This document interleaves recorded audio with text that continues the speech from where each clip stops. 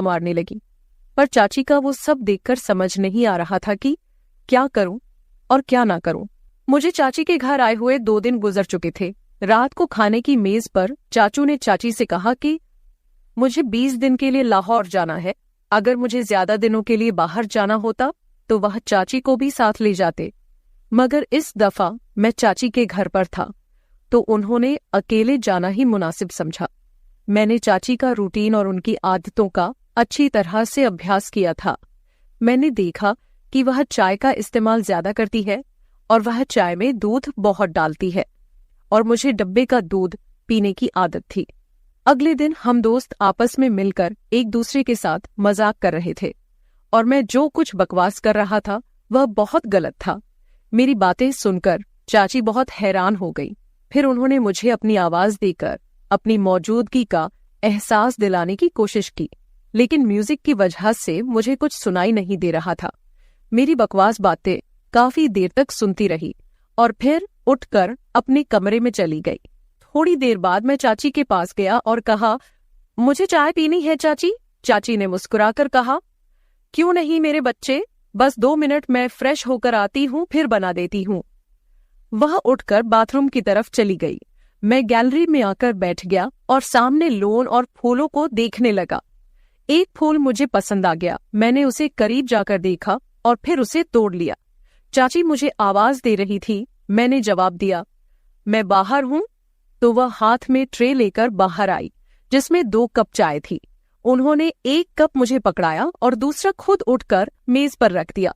मैंने वह फूल जो हाथ में पड़ा हुआ था चाची की तरफ बढ़ा दिया। चाची ने मुस्कुराकर फूल मेरे हाथ से ले लिया और कहा, शुक्रिया मेरे बच्चे। मेरे सारे अरमानों पर पानी पड़ गया था। मैंने चाची की तरफ देखा और कहा, चाची बोर नहीं होती आप सारा दिन घर में रह रहकर? मैं तो बोर हो गया हूँ, हम कहीं बाहर घूमने चलते हैं। चाची ने कहा, नहीं समीर, मैं तो तुम्हारे चाचा के साथ हर जगह जाती हूँ, लेकिन मैं उनके बगैर कहीं नहीं जाती। मैं खामोश होकर चाय पीने लगा। रात के खाने के बाद मैंने एक मूवी लगाई और बैठकर देखने लगा। चाची भी मेरे पास आकर बैठ गई और मूवी देखने लगी। चाची ने जब देखा कि यह वही बकवास हो रही है जो मैं दोपहर को गेम खेलते वक्त कर रहा था, तो उन्होंने कहा, अच्छा तो ये सारी बकवास बातें तुमने यहां से सीखी है। वह बोली, बेटा ये तो बहुत गलत बात है, तुम बहुत ही गलत भाषा इस्तेमाल करते हो। शर्म से मेरे पसीने छूट गए। चाची ने फिर से कहा कि मैं तुम्हारे पापा से बात करूंगी कि तुम पर नजर रखे, तुम हाथ से निकलते जा रहे हो। मैंने नजर उठाकर देखा और चाची से कहा, गलती हो गई चाची, मुझे माफ कर दे, पर क्या करूं, सभी लड़के इसी तरह की मूवी देखते हैं, मुझे भी उन्हें जवाब देना होता है, तो इस तरह की बातें मुंह से निकलती हैं। मेरी बात सुनकर चाची हंसने लगी और बोली कि डरो मत, मैं किसी से कुछ नहीं कहूंगी, मुझे पता है कि तुम लड़के किस तरह की बातें करते हो। अच्छा ठीक है, और कोई मूवी लगाओ, ये क्या लगाया हुआ है? तब जाकर मेरी सांस में सांस आई और मैंने चाची से पूछा कि चाची मैं कौन सी मूवी लगाऊं? उन्होंने कहा कि कोई इंडियन मूवी लगाओ। मैंने कोई इंडियन मूवी लगा दी। चाची मूवी देख रही थी और मैं चोरी चोरी चाची को देख रहा था। चाची ने अपनी एक टांग उठाकर दूसरी टांग पर रखी और सोफे की टेक और बाजू से लगकर आराम से बैठ गई। फिर मैंने भी अपनी एक टांग उठाकर अपनी दूसरी टांग पर रखी। मुझे लगा कि चाची ने मेरी इस हरकत को नोट किया है और उनके चेहरे पर हल्की सी मुस्कुराहट आ गई। मैं भी चाची की तरह दूसरे कोने पर बैठा हुआ था। फिर चाची ने मुस्कुराते हुए अपनी पोजीशन सही की और मैंने भी उनको देखा और सही होकर बैठने में ही बेहतर समझा। चाची हंसने लगी और बोली, राहुल तुम मेरी नकल उतार रहे हो? मैंने उनकी तरफ देखकर सर हिलाया तो उन्होंने थोड़ा सा गुस्सा करते हुए कहा, तुम मुझे क्यों तंग कर रहे हो? मैंने मुस्कुराकर कहा, आपको तंग करना मुझे अच्छा लगता है। वो बोली, क्यों? मैंने फौरन कहा, कितने दिन हो गए हैं, न किसी की डांट खाई है, न किसी से जूते, ऊपर से आप बहुत ही बोर हैं। मेरी बात सुनकर उनके माथे पर बल पड़े थे। उन्होंने कहा, राहुल क्या मैं वाकई बोर हूं? तो मैंने कहा, पता नहीं, अकेला रहकर मेरा क्या होगा? चाची ने मुस्कुराते हुए कहा, तुम्हें मार खानी है तो मैं देती हूं। वो मुझे कोई मासूम सा शरारती बच्चा समझ रही थी और यह बात मेरे फायदे की थी। शायद इसी तरह की फिजूल बातें करते करते चाची मुझे काफी नजदीक हो गई। जब रात के 11 बजे उनके मोबाइल पर चाचू का फोन आया, वह उठकर अपने कमरे में चली गई। मैंने भी थोड़ी देर मूवी देखी और टीवी बंद किया और अपने कमरे की तरफ जाने लगा। तभी मुझे चाची के कमरे से चाची की आवाज आई, यार बहुत मिस कर रही हूं आपको, पता नहीं कैसे गुजरेंगे ये दिन। पता नहीं दूसरी तरफ से क्या कहा गया, मगर जो बात चाची ने कही थी वो मेरे लिए किसी सरप्राइज से कम नहीं थी। सुबह मैं जल्दी उठा और फ्रेश होकर किचन की तरफ गया। किचन में कोई नहीं था। मैंने चाची के कमरे की तरफ जाकर देखा तो दरवाजा बंद था, यानी चाची सो रही थी। मैंने किचन में जाकर अपने लिए चाय बनाई और फिर कुछ स्लाइस गर्म करके मेज पर बैठकर नाश्ता करने लगा। मैं नाश्ता कर रहा था, तभी चाची के कमरे का दरवाजा खुला। वह बाहर निकली, मुझे देखकर थोड़ा सा शर्मिंदा होते हुए कहा, रात को नींद नहीं आई, बहुत लेट सोई थी, इसीलिए सुबह जल्दी नहीं उठ सकी। मैंने मुस्कुराकर कहा, कोई बात नहीं, आपको नाश्ता करना है, चलो आज आपका नाश्ता मैं बना देता हूं। वो बोली, तुम और नाश्ता क्या बात है? मैंने कहा, आप फ्रेश होकर आए, मैं नाश्ता बना देता हूं, फिर बात करेंगे। चाची ने सर हिलाया और मुस्कुराती दोबारा अपने कमरे में चली गई। तो मैंने कहा, चाची आपको नाश्ते में क्या पसंद है? चाची ने कहा, तुम जो भी बनाओगे मैं खुशी से खाऊंगी। मैंने दोबारा सर झुकाया और कहा, जैसे आपकी मर्जी, और मुड़कर किचन की तरफ गया। नाश्ता बनाकर किचन से आया और चाची को आवाज लगाई। चाची हॉल में आई और कुर्सी पर बैठ गई। मैंने कहा, चाची आपका नाश्ता तैयार है, और ट्रे उनके सामने रख दिया। चाची मेरी तरफ देखकर मुस्कुरा रही थी। चाची ने मेरे सर पर हाथ फेरा और मेरे बालों को खराब कर दिया। मैंने चाची का हाथ पकड़ लिया जो मेरे सर पर था और कहा, चाची आपने मेरे बालों का स्टाइल खराब कर दिया। चाची ने प्यार से मेरे गाल पर एक हल्का सा थप्पड़ लगाया और कहा, कुछ खराब नहीं हुआ, आराम से बैठो और नाश्ता करो। चाची ने नाश्ता किया और कहा कि राहुल तुम्हारा बहुत शुक्रिया, चलो हम दोनों पक्की दोस्ती करते हैं। आज बहुत दिनों के बाद मैं इस तरह हंसी हूं और इतना अच्छा नाश्ता किया है। मैंने मुंह बनाकर कहा, तो क्या हुआ चाची, क्या मैं आपका दोस्त नहीं हूं? चाची ने मेरे गाल पर चुटकी काटी और कहा, दोस्त हो पर कच्चे वाले, आज पक्की वाली दोस्ती करते हैं। मैंने अपने गाल मलकर कहा, यार आप आंटियों की तो ये बहुत गंदी आदत होती है, गाल ही लाल कर देती है। चाची मुस्कुराने लगी और दोनों हाथों को मेरे कानों की तरफ बढ़ाया तो मैं भागने लगा। चाची हंसते हुए मेरे पीछे भागने लगी और कहा, रुक तुम्हें मार लगाती हूं। मैं रुक गया और अपनी कमर पर हाथ रखकर सांस लेते हुए चाची के पास गया। चाची ने एकदम मेरे दोनों कानों पर चुटकी काट ली और हंसने लगी। मैंने रोने वाली शक्ल बनाते हुए कहा, आपसे तो कोई प्यार की उम्मीद ही नहीं है, आप बहुत बेरहम हो। चाची ने हंसते हुए मुझे देखा और जहां मुझे चुटकी काटी थी और वहां प्यार करने लगी और कहा, सॉरी यार। चाची मुझसे अलग हुई और कहा, अच्छा मैं चेंज करके आती हूँ, फिर मार्केट से कुछ सामान लेकर आना है, वह ले आते हैं। मैंने कहा, ठीक है मैं भी चेंज कर लेता हूँ, शायद कोई लड़की मेरे जाल में फंस जाए और मेरे भी मजे हो जाए। चाची ने मुस्कुराते हुए एक थप्पड़ मेरी कमर पर लगाया और कहा, राहुल थोड़ी सी तो शर्म करो। मैंने हैरानी से कहा, किस चीज से? चाची ने कहा, अपनी इस तूफानी हरकतों से। मैंने कहा, यार जिंदगी में थोड़ा सा मजा भी होना चाहिए, वरना तो सारी उम्र आप मुझे किसी काम का नहीं छोड़ेगी। चाची को पहले तो मेरी बात समझ नहीं आई, मगर जब उनको समझ आया तो उन्होंने अपने पांव से जूती उतारी और कहने लगी, थोड़ी सी तो शर्म करो राहुल। मैं हंसकर अपने कमरे में चला गया। थोड़ी देर बाद मैं कमरे से बाहर आया और सोफे पर बैठकर टीवी देखने लगा। थोड़ी देर में चाची भी बाहर आ गई। जब वह बाहर निकली तो मेरी सांस ऊपर के ऊपर और नीचे की नीचे रह गई। सफेद कलर की कमीज पर नीचे जीन्स में चाची को देखते हुए कहा, मैडम जी का क्या इरादा है? चाची ने पहले अपने आप को देखा और फिर मुझे देखते हुए हैरानी से कहा, क्यों, क्या हुआ? मैंने दिल पर हाथ रखते हुए कहा, मैडम आपके दीवाने शहर में 1000 होंगे, मगर इतनी सुबह दुकान कौन खोलेगा? चाची को अपनी गलती का एहसास हो गया और बोली, ठीक कह रहे हो। मैंने कहा, मैडम जब आप बाहर निकलती होगी तो लोग आपको ही देखते होंगे। चाची ने मुस्कुराते हुए कहा, राहुल थोड़ी सी शर्म कर, मैं तेरी चाची हूं। मैंने भी सर झुकाकर कहा, ठीक है चाची। तो वह हंसने लगी और मेरे पास बैठते हुए कहा, बाज नहीं आओगे फ्लर्ट करने से। मैंने उनकी तरफ देखते हुए कहा, कौन बदकिस्मत आपसे फ्लर्ट करना चाहता है? चाची ने मुस्कुराते हुए कहा, माफ कर यार। थोड़ी देर की खामोशी के बाद चाची मेरे करीब आई और बोली, सच में तेरी कोई गर्लफ्रेंड नहीं है? मैंने उनकी तरफ देखा और कहा, कोई आप जैसी मिली ही नहीं, वरना उसे गर्लफ्रेंड क्या अपनी लाइफ पार्टनर बना लेता, चाहे पापा को समझाना पड़ता। चाची ने मुस्कुराते हुए कहा, मैं अच्छी लगती हूं आपको? तो मैंने भी फिर किसी आशिक की तरह सर झुकाकर हल्का सा कहा, बहुत ज्यादा चाची। चाची ने कहा, तू बाज नहीं आएगा। चाची ने कहा, राहुल दूध ले आओ, खत्म हो गया है। मैंने सर हिलाया और मार्केट की तरफ चला गया।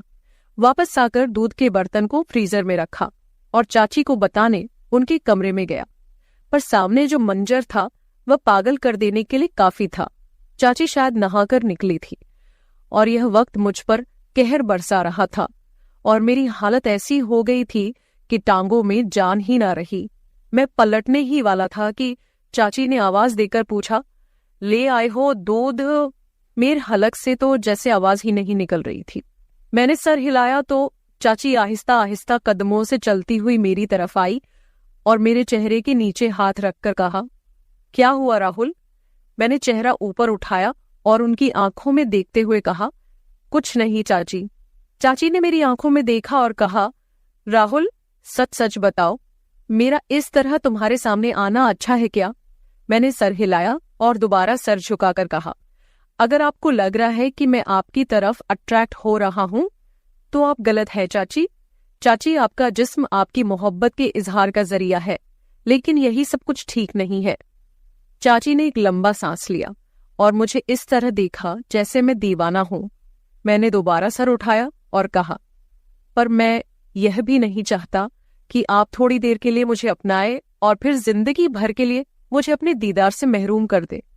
चाची के लिए बहुत नाजुक निर्णय था। फिर वह एक तरफ बेड पर बैठ गई और कहा, मेरे पास आओ और यहां बैठो। मैं आराम से चलता हुआ उनके पास बैठ गया। उन्होंने मेरा हाथ पकड़कर अपने दूसरे हाथ पर रखा और कहा, समीर, जो मिल जाए उस पर शुक्र करना चाहिए। चाची के जहन में क्या चल रहा था और उस वक्त वहां से मैदान जंग छोड़कर भाग जाने वाली बात थी। मैं सुकून से कमरे में वापस आ गया। तभी मुझे लगा कि चाची अंदर रो रही है। उनकी सिसकने की आवाज बाहर तक आ रही थी।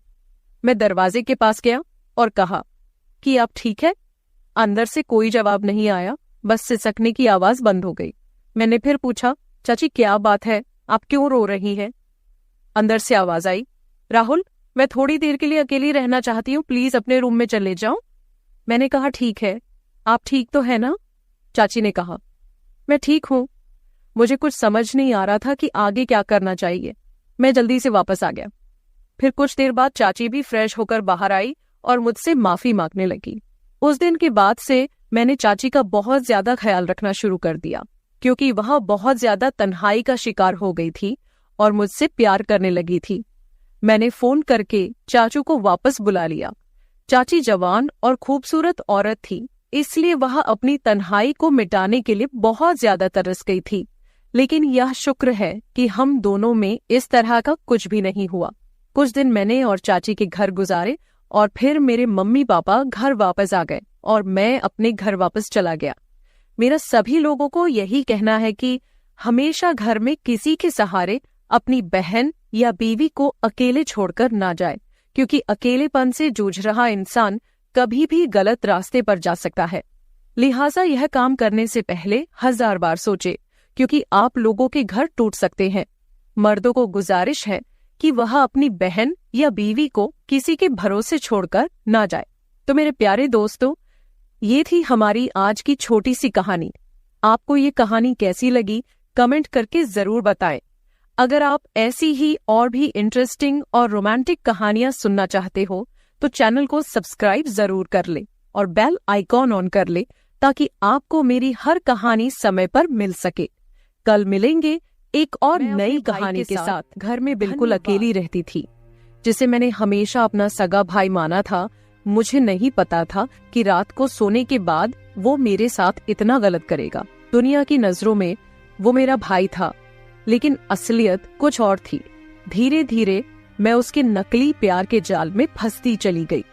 और फिर एक दिन उसने मेरे साथ कुछ ऐसा किया जिसे सुनने के बाद आपके दिल की धड़कनें तेज हो जाएगी। हेलो दोस्तों, मेरी उम्र 21 साल थी। मैं सेकेंड ईयर की स्टूडेंट थी। उन दिनों गर्मी शुरू हो गई थी, इसलिए हमें कॉलेज से छुट्टियां मिल गई थीं। रोज की तरह आज भी पूरे घर की सफाई करने के बाद मैं अपने बिस्तर पर आराम कर रही थी। थकान से चूर होकर ऐसा लग रहा था जैसे पूरा बदन अकड़ गया हो। मैं अपने बिस्तर पर लेटकर सुकून पाने की कोशिश कर रही थी और हाथों से अपने सिर की मसाज कर रही थी। अचानक मेरा भाई अरविंद मेरे कमरे में आया और दरवाजा बंद करके कहने लगा, क्या हुआ दीदी, तबीयत तो ठीक है? मैंने कहा, क्या भाई, मम्मी सारा काम मेरे सर पर डालकर चली जाती है। कॉलेज की छुट्टियां क्या हुई, सारे घर की जिम्मेदारी मुझ पर आ गई है। ऊपर से मुलाजिमा भी छुट्टी पर है, मुझसे नहीं होते ये घर के काम। मेरी बात सुनकर वह मेरे पास बैठ गया और कहने लगा, मेरी प्यारी बहन, कोई बात नहीं, मैं अभी तुम्हारे लिए दूध लेकर आता हूँ, उसे पियोगी तो सुकून मिल जाएगा। अरविंद की बात सुनकर मैं मुस्कुरा दी और कहा, बस तुम खाना बाहर से ले आना, मैं थोड़ी देर सोऊंगी तो मेरी तबीयत कुछ बेहतर हो जाएगी। अरविंद कमरे से निकल गया। कुछ देर बाद ठंडे दूध के गिलास के साथ वह वापस आया। मुझे उस पर बहुत प्यार आया। दुनिया में बहुत कम ही ऐसे भाई होते हैं जो अपनी बहनों का इतना ख्याल रखते हैं। मैं उसे ढेर सारा आशीर्वाद देने लगी और उसका लाया हुआ दूध पीने लगी। दूध पीने के बाद मैंने ग्लास एक साइड पर रखा और लेट गई। अरविंद कहने लगा, चलो दीदी, मैं तुम्हारा सिर दबा देता हूँ, तुम सो जाओ। वह मेरे सिरहाने बैठ गया और अपने हाथों से मेरा सिर दबाने लगा। मुझे भी सुकून आने लगा था, दर्द भी कम होने लगा था। मैं आंखें मूंदकर सोने लगी और गहरी नींद में चली गई। पता ही नहीं चला कि घंटों तक मैं सोती रही थी। मेरी आंख मम्मी की आवाज पर खुली। मैं हड़बड़ाकर आंखें खोली तो मेरा सिर बुरी तरह से बोझिल था। घड़ी पर टाइम देखा तो रात के 9 बज रहे थे। मुझे एकदम झटका सा लगा। बड़ी अजीब बात थी कि पापा ऑफिस से वापस आ चुके थे। शायद थकावट की वजह से मुझे वक्त का एहसास ही न हुआ। मैं उठकर जैसे ही 2 कदम चली तो मुझे चक्कर आ गए। आंखों के आगे अंधेरा छा गया। अगर दीवार पर हाथ ना रखती तो यकीनन गिर जाती। मैं फ्रेश होकर बाहर आई तो खाने के टेबल पर सब बैठे मेरा ही इंतजार कर रहे थे। मैं जाकर आराम के साथ कुर्सी पर बैठ गई। मुझे देखकर अरविंद खाना मेरी प्लेट में डालने लगा और फिर मम्मी से कहने लगा कि मम्मी, अन्नू पर काम का बोझ थोड़ा कम डाला करे। अरे, अगर काम वाली नहीं आ रही तो उसकी जगह किसी और को रख लें। ये बेचारी सारा दिन काम करके थक जाती है। देखे तो इसकी रंगत भी पीली पड़ चुकी है। मेरी हालत वाकई खराब हो चुकी थी। मैं काफी थकी हुई महसूस कर रही थी। मेरी मम्मी और पापा दोनों ही जॉब करते थे, क्योंकि सिर्फ पापा की जॉब से घर चलना मुश्किल था। ऊपर से हमारी पढ़ाइयों के खर्चे भी कुछ कम नहीं थे। इसीलिए मेरी मम्मी भी उसी कंपनी में जॉब करती थी जहां पापा करते थे। मैं और अरविंद कॉलेज जाते थे, मगर अभी गर्मी की वजह से छुट्टियां थीं, इसीलिए हमें घर ही रहना पड़ रहा था। मैंने ये बात नोट की थी कि पिछले कुछ दिनों से अरविंद मेरे साथ कुछ ज्यादा ही अटैच हो चुका है। जब से मुझे छुट्टियां हुई थीं, वह मेरा बहुत ख्याल रखने लगा था। अगर मैं घर का कोई काम कर रही होती तो आकर मेरी मदद करने लगता। अगर मैं थक जाती तो मेरा सर दबा देता। मैं उसे मना करती, मगर वह कहता कि नहीं, तुम थक चुकी हो, इतना काम करती हो, मेरा हक है कि मैं तुम्हें सुकून पहुंचाऊं। मैं भी खामोशी से लेटी रहती। मगर एक रात जो कुछ हुआ उससे मेरे होश उड़ गए थे। क्या अरविंद कभी ऐसा भी कर सकता है? मैं अपने कमरे में सो रही थी। आधी रात के वक्त मुझे महसूस हुआ जैसे कोई मेरे कमरे में आया हुआ है। आहिस्ता से चलता मेरे बिस्तर के करीब आया हो। भले ही मैं सो रही थी, मगर मेरा जहन बेदार था। मैंने हड़बड़ाकर आंखें खोल दी। कमरा अंधेरे में डूबा हुआ था। जब मैंने उठकर देखा तो अंदर कोई भी नहीं था, बस कमरे का दरवाजा थोड़ा खुला हुआ था। मैं सोने से पहले हमेशा दरवाजा बंद करके सोती थी, फिर खुद कैसे खुल सकता था। मैं नींद भरी आंखों से उठी और दरवाजे को लॉक करने लगी। दरवाजा लॉक करने के बाद दोबारा पलटकर बिस्तर पर सो गई। मेरी आंखें बंद होते ही एक बार फिर मुझे कदमों की आहट सुनाई देने लगी, जैसे कोई बिस्तर पर मेरे पास बैठ रहा हो। ऐसा लगा जैसे कोई अपना हाथ मेरी ओर बढ़ा रहा हो, लेकिन जब मैंने पलटकर देखा तो कोई नहीं था। मुझे घबराहट होने लगी थी। मैंने उठकर कमरे की लाइट ऑन कर दी और दरवाजा खोलकर भी बाहर देखा, मगर वहां पर भी कोई नहीं था। आज से पहले ऐसा कभी नहीं हुआ था जो अब हो रहा था। मुझे प्यास लगी तो मैं कमरे का दरवाजा खोलकर बाहर निकली। उसी वक्त अरविंद भी अपने कमरे से बाहर निकला।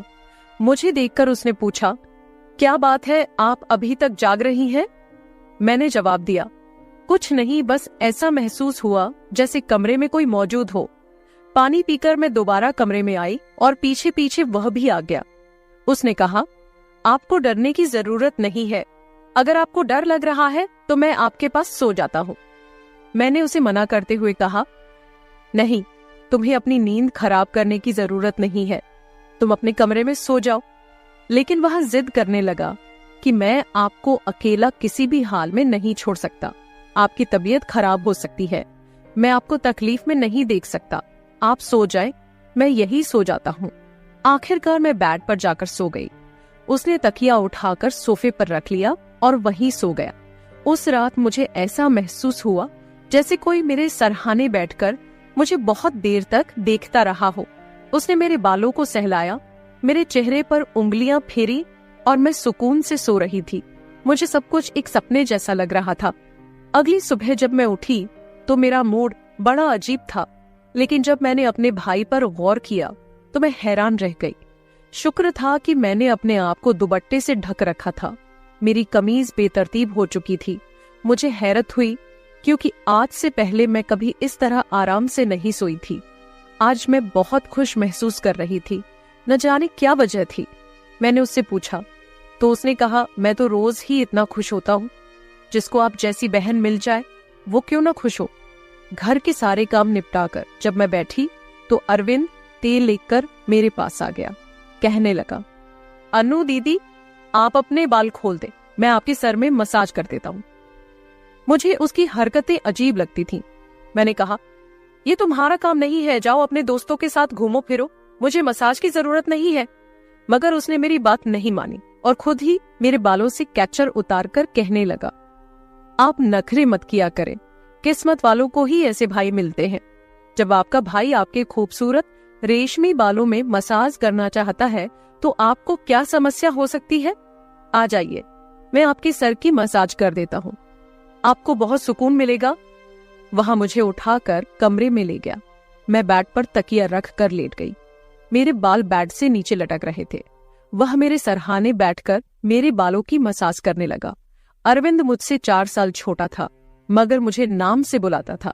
कहता, आप इतनी प्यारी हैं कि आपको देखकर दिल करता है कि आप हमेशा इसी तरह मुस्कुराती रहें और मैं आपका लाभ उठाता रहूं। वह मेरे बालों की मसाज कर रहा था और उसके हाथों में जैसे जादू था। मुझे इतना मजा आया कि मैं नींद की वादियों में खोने लगी। तेल की खुशबू भी बहुत जबरदस्त थी। मैंने उससे पूछा, ये कौन सा तेल है? वह बोला, ये बहुत ही खास तेल है, खास आपके लिए। आपके जो इतने हसीन बाल है ना, ये उन्हीं बालों के लिए बना है। उसकी बातें बहुत प्यारी थीं।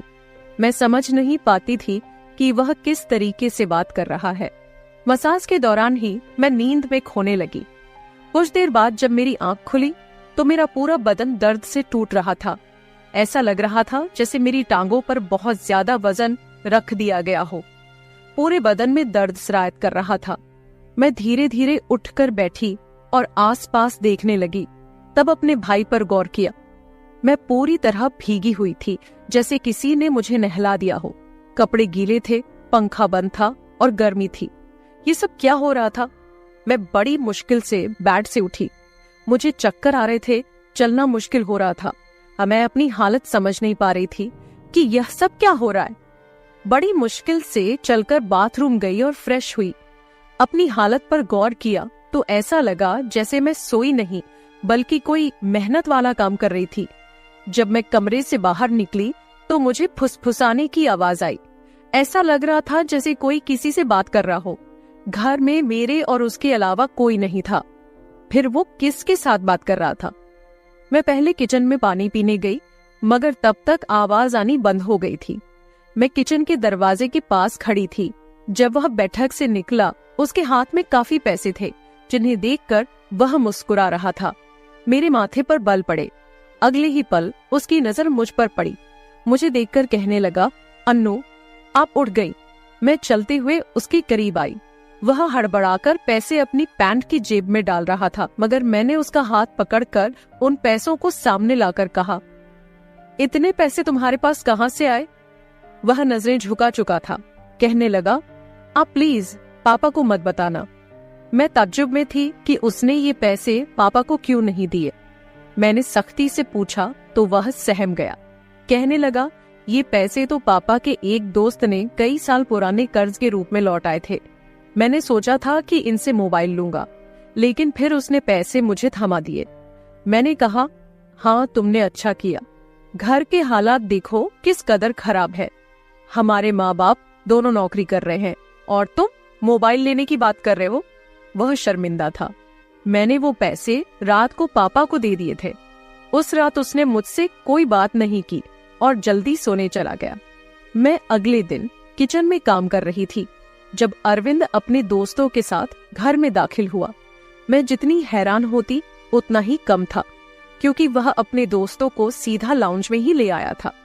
उस वक्त मैं दुपट्टा उतारकर बर्तन धो रही थी।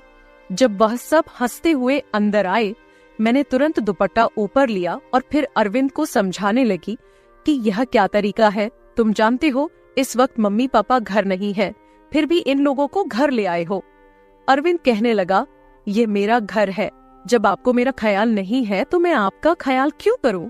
अच्छा खाना तैयार करो, मेरे बहुत खास दोस्त हैं। वह मुझसे काफी नाराज हो चुका था, मगर अब मैं क्या करती? खाना तो बनाना जरूरी था। मैं उसके दोस्तों के लिए खाना बनाने लगी तो वह बोला, खाना परोसने भी तुम खुद ही आओगी। मुझे अरविंद का रवैया हैरान कर रहा था।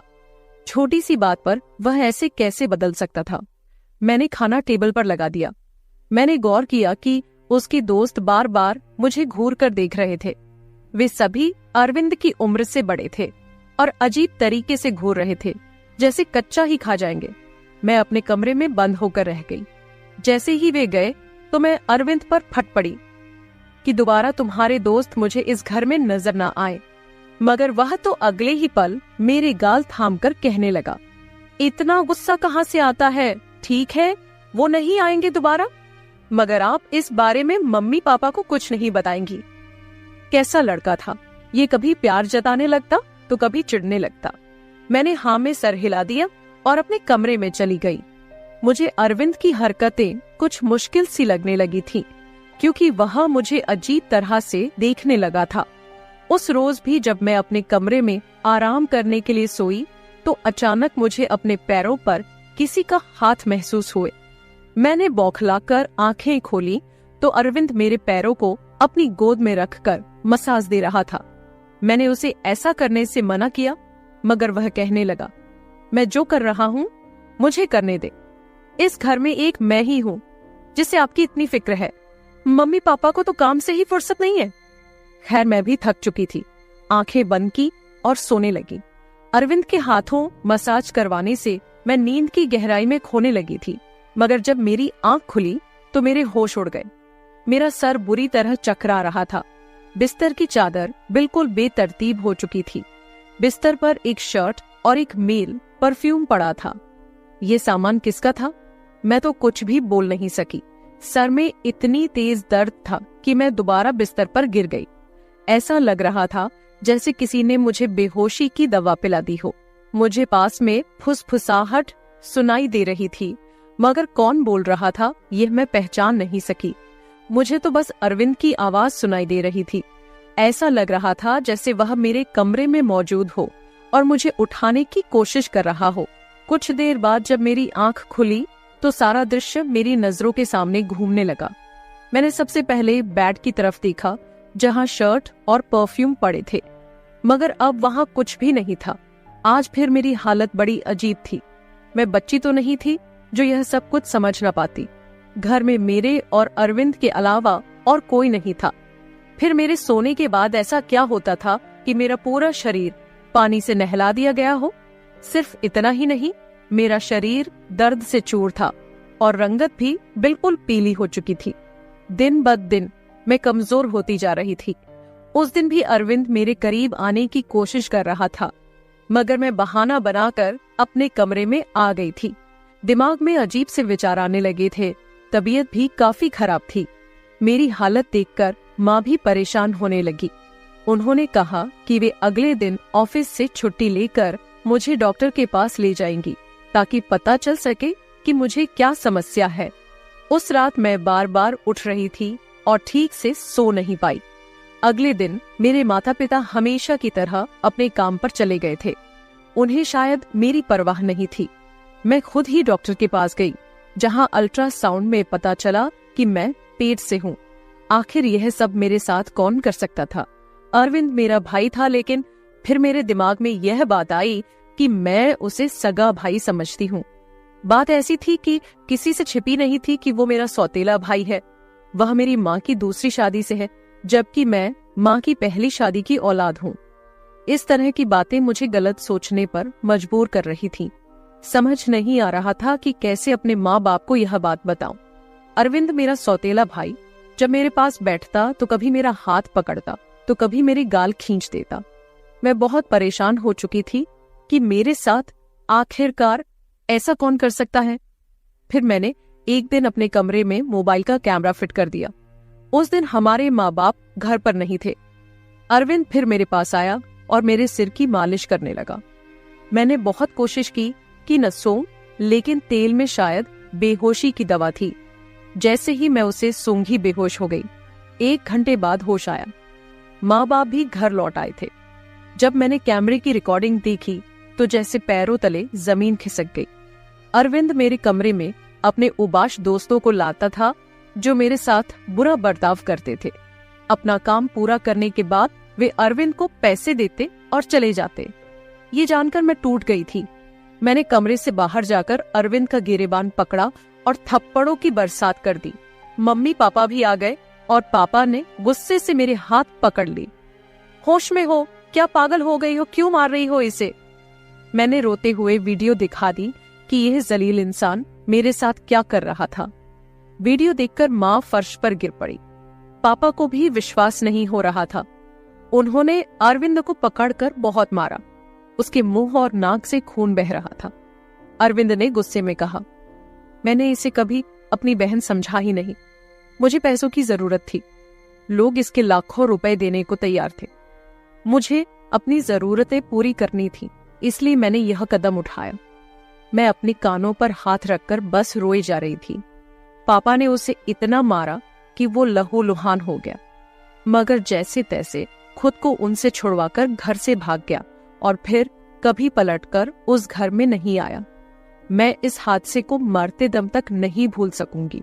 भाई वही होता है जो आपके सगे वाले देन से हो। किसी भी अनजान मर्द के सहारे अपनी जवान जहान बेटी को छोड़ना बहुत बड़ी बेवकूफी है, क्योंकि शैतान परस्त मर्द हर वक्त इस आड़ में रहते हैं कि कब किसी लड़की की इज्जत के साथ खिलवाड़ करे। तो मैं अपने तमाम देखने और सुनने वालों से यही गुजारिश करूंगी कि हमेशा अपनी बेटियों को पर्दे में ही रखें और कभी किसी भी अनजान मर्द के सहारे पे उन्हें अकेला न छोड़े। इस सारे मामले में आपको किसकी गलती लगती है? मेरे माँ बाप की जो पैसा कमाने के चक्कर में बच्चों से बिल्कुल बेफिक्र हो गए थे, या फिर मेरी जो अपने सौतेले भाई के साथ बिल्कुल अकेली इस घर में रहती थी और उसके ऊपर हद से ज्यादा विश्वास करती थी और उसे अपना सगा भाई समझती थी। अपनी राय कमेंट बॉक्स में जरूर दे और ये भी बताए कि आपको कहानी कैसी लगी। तो मेरे प्यारे दोस्तों, यह थी हमारी आज की छोटी सी कहानी। अगर आपको ये कहानी पसंद आई हो तो इसे लाइक करें और अपने दोस्तों के साथ शेयर करें।